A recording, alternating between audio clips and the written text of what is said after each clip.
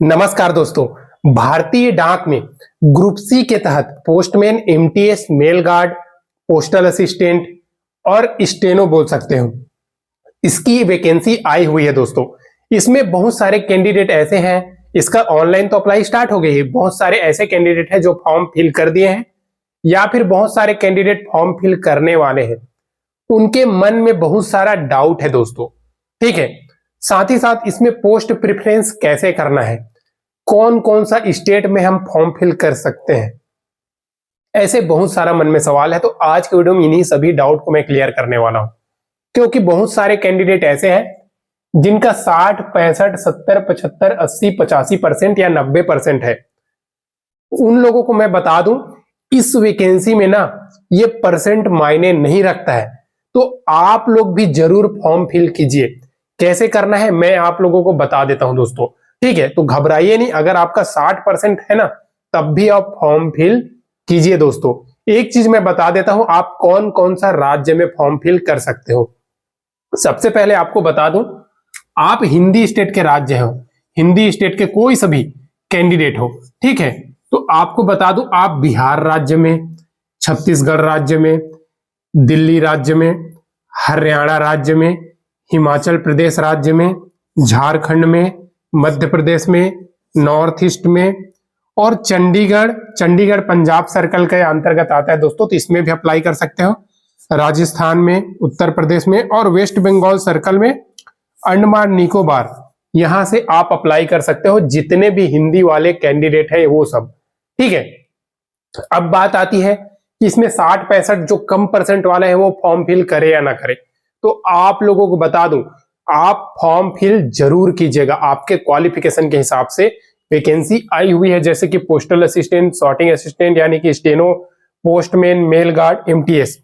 तो देखिए, एक चीज मैं आप लोगों को सिंपल सा बता दूं, अगर आप 10वीं पास है ना, ओनली आप 40% से भी है ना, तब भी आप फॉर्म फिल कीजिए, क्योंकि इस वैकेंसी में परसेंट मायने नहीं रखता है। तो परसेंट से आप लोगों का सिलेक्शन इसमें नहीं होने वाला है और रिटन एग्जाम भी नहीं होगा।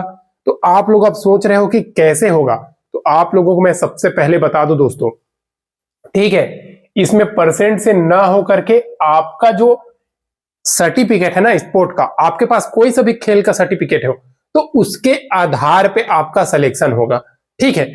चलिए, ये सर्टिफिकेट के बारे में मैं थोड़ी देर बाद आप लोगों को बता देता हूं, लेकिन उससे पहले आप लोगों को एक चीज बता दूं कि पोस्ट प्रेफरेंस कैसे करना है, क्योंकि आधा से ज्यादा कैंडिडेट ऐसे हैं जो पोस्ट प्रेफरेंस में मार खाते हैं, ठीक है। तो चलिए, सबसे पहले मैं आप लोगों को बता देता हूं पोस्ट प्रेफरेंस से। मान लीजिए आप ये सर्कल से अप्लाई किए हो, ये सर्कल है, सर्कल के अंतर्गत डिवीजन है। मान लीजिए एमपी सर्कल है, ठीक है, एमपी सर्कल है, ये डिवीजन है, ये डिवीजन है।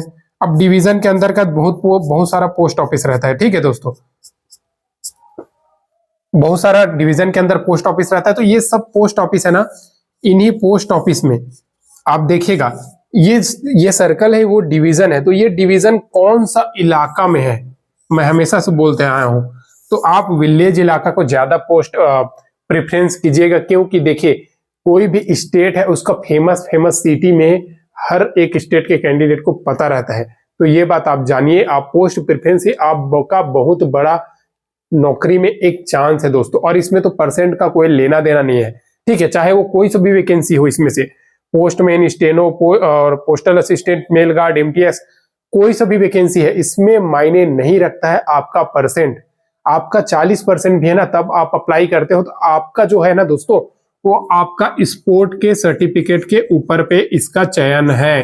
तो स्पोर्ट का सर्टिफिकेट कैसा होना चाहिए, आपके पास किसी के पास कोई सा भी अगर स्पोर्ट का सर्टिफिकेट है, तो आप लोगों को मैं बता दूं दोस्तों, सबसे पहले आप लोग एक काम कीजिएगा, नेशनल हो गया, नेशनल का सर्टिफिकेट किसके पास है, इंटरनेशनल का सर्टिफिकेट किसके पास है, ठीक है।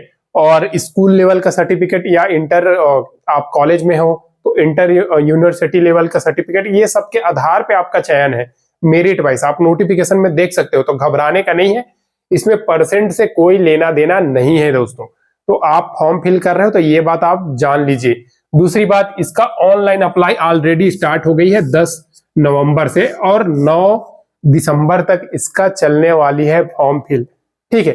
तो आप फॉर्म फिल जरूर कीजिएगा दोस्तों, ये सुनहरा मौका है किसी भी प्रकार का तो इसमें रिटन एग्जाम हो नहीं रहा है। ठीक है, ठीक है। और दूसरी बात, हिंदी वाले कैंडिडेट हो तो आप इसमें से किसी भी स्टेट से फॉर्म फिल कर दीजिए, कोई सा भी, अगर आपके पास स्पोर्ट का सर्टिफिकेट है तो, क्योंकि झारखंड, छत्तीसगढ़, मध्य प्रदेश ये सब में उतना ज्यादा खेल नहीं होता है, तो आप जरूर फॉर्म फिल कर दीजिएगा दोस्तों। क्योंकि देखिए बहुत सारे कैंडिडेट ऐसे होते हैं, मतलब खेल में उतना ज्यादा ध्यान नहीं देते हैं।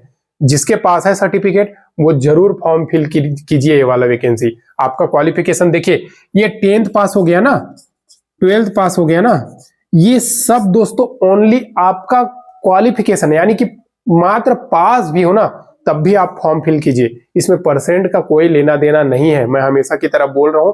इस वैकेंसी में ना देखिए, इससे पहले क्या है, जो जीडीएस की वैकेंसी आती है वो आपका परसेंट के ऊपर होता है, उसका सिलेक्शन आपके जो 10th हो गया, 10th में कितना परसेंट लेकर के आए हो ये सब के ऊपर होता है। लेकिन इस वैकेंसी में ऐसा कुछ भी नहीं है, आपका परसेंट एकदम कम भी है ना, आप पास भी हो तो ओनली क्वालिफिकेशन के लिए आपका योग्यता। ठीक है, तो आप उसमें ओनली क्वालिफिकेशन, आप पास भी हो, एलिजिबल हो।